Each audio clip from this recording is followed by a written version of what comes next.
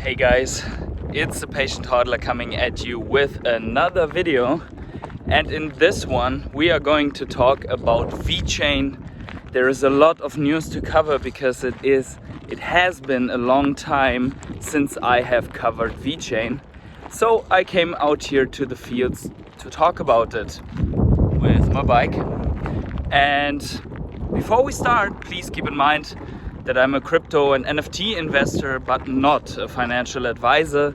So please do your own research before you ape into the Vechain token or any other investment opportunity that you feel presented to in the course of this video. Also, if you enjoy this content, please consider giving a like, subscribe to my channel, and let me know what you think about Vechain in the comments below. Also, tap the bell to always get notified whenever I upload a video. Now, if you are from the Ecomi and Vivi fan and you made it until this minute, then be assured that there will be another Ecomi Vivi video with the roadmap, so a bigger video coming up tomorrow or the following day. But now it's all about Vechain, so let's get started. Okay, so first of all, I want to say that I have a little bit of a background that gets me closer to Vechain than maybe other people, not because I have any ties to Vechain, but I work in the industry or in the business of telematics, of IoT, of supply chain and logistics, which gives me some, let's say, extra insight or day-to-day insight into the industry and the problems and why things are taking longer than expected and so on. And that's the reason also why I have invested in Vechain and why I am holding strong onto my Vechain bag. So full disclosure, I'm invested in that project and I am closer to that project. So to some of the people that are watching these videos, Vechain is a rather unsexy topic, but let's make it as interesting and as easy to understand as possible. So as we all know, Vechain focuses on several aspects of tracking and tracing of the supply chain, the goods, and also some aspects around it, such as anti-counterfeit measures.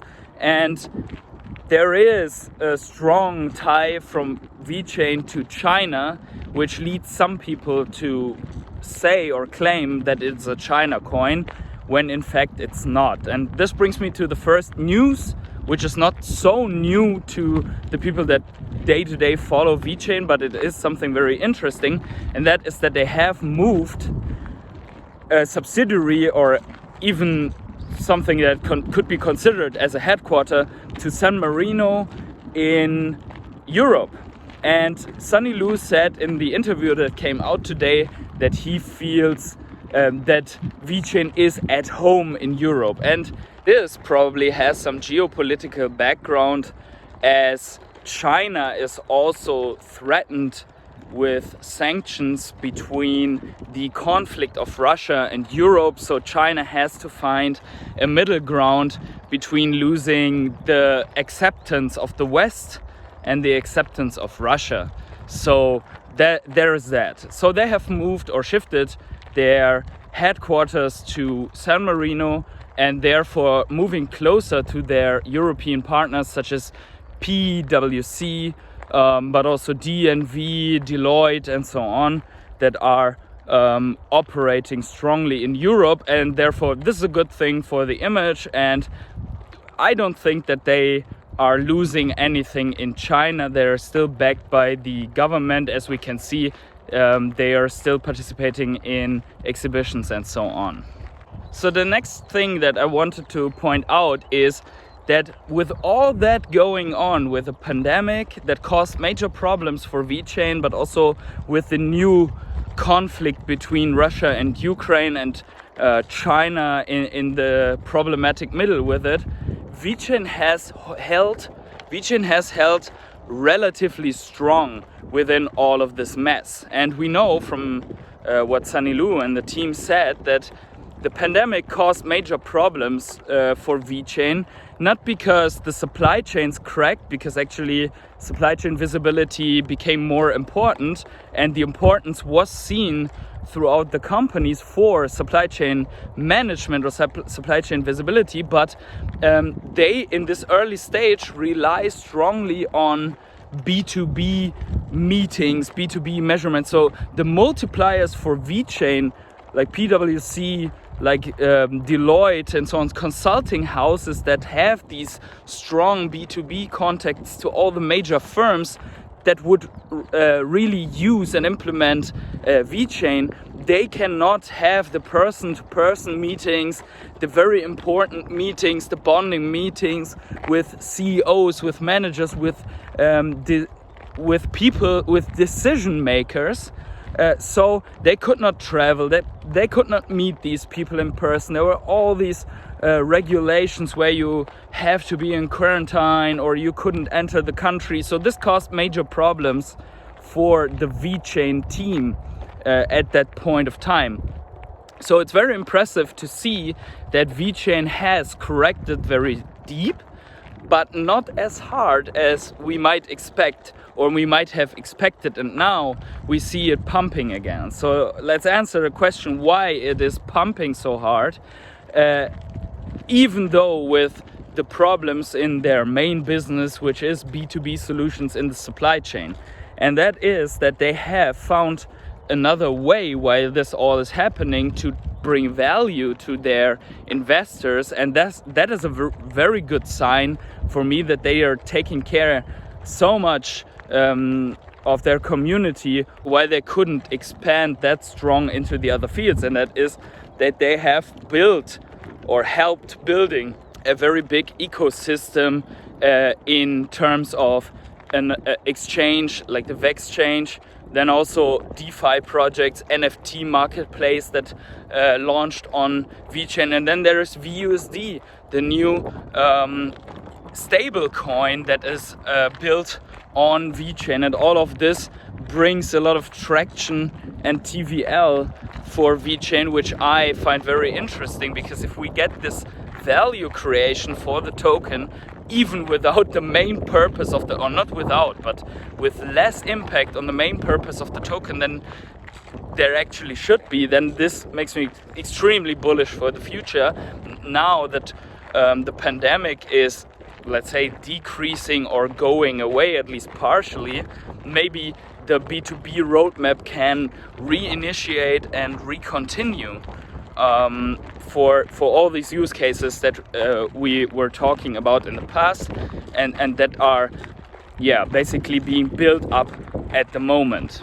But let's go a little bit into those bigger B2B use cases. So that would be the anti-counterfeit measures that are relevant in the whole textile industry, and also in other industries we have seen that was even relevant to electric cigarette liquids, because they caused, when they are falsified, major damage in people that were smoking the fake liquids, for example, of the company Puff Bar, so, and baby formula in China, so that you really can be sure as a customer that you are getting the right product which is safe for you to consume. Then there is the whole carbon footprint tracking, so that whatever product you are using, you can see how big the carbon footprint would be. So that is being built onto the trend for sustainable products. And as we all know, the trend is your friend, and as this green energy and carbon footprint thing is a mega trend, you can say the mega trend is our mega friend, and we can be very happy that Vechain is enabling these carbon footprint tracking ecosystems as well. And then there's the classic supply chain visibility, when a good has been produced, when it has been stored, how long it has been stored. So basically this enables the security aspect, but also storytelling. So we have seen them partnering up with DNV and building My Story for wine and so on. But you all know that. Now there has been an interesting article about the Spanish textile industry, Spanish textile company, which is called El Corte Inglés, the English cut, and this company is bringing out their own crypto exchange. Now, this is not clearly a connection with Vechain, but they are doing that together with Deloitte.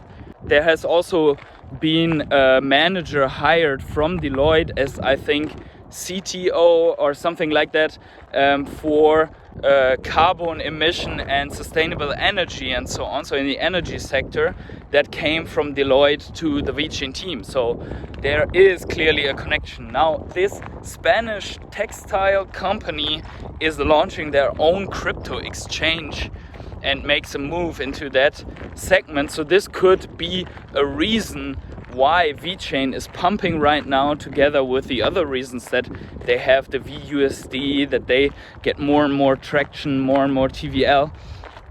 So total value locked in. And then they have all this outlook into these very, very interesting use cases for the future. So as you can see, I'm really, really bullish on Vechain, and I'm holding it since last year, February. So I bought in at 2 cents, and I think that was now in this bottom a very great opportunity to buy in if you hadn't had some Vechain. Maybe there will be another correction now, another retest or something where you might be able to get in, but I've had recommended Vechain together with Chili's and Ecomi in a video in the beginning of the year as some coins that are to be considered when investing, and that should be part of anyone's portfolio, in my opinion. So as well as Chili's and Ecomi, I would consider Vechain a long-term hold, and here's why.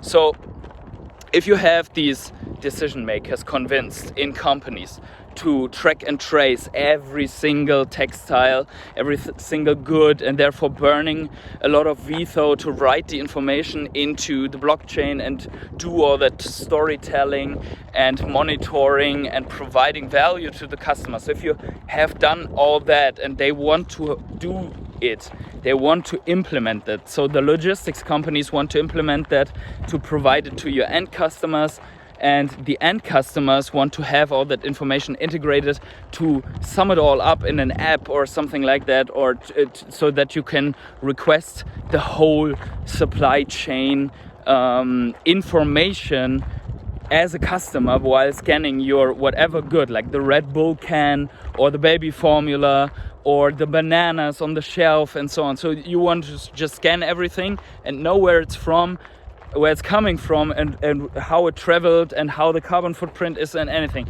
If you have all this decision making and it's done, then you have the problem of the rollout in the company. So there are little things like rolling out a new bonus system, for example, for salespeople, and that already takes time, or switching from a 40-hour week to a 35-hour week within the company, that takes time, or integrating another department in a company, that takes time. But implementing such a big solution in your company that integrates data from the whole supply chain and brings it to the end customer, tamper-proof, without the possibility to manipulate the data, that is a whole another process that needs its own department, that needs managers, that needs an owner, someone who's responsible for all of that and getting the data from suppliers, subcontractors, and so on.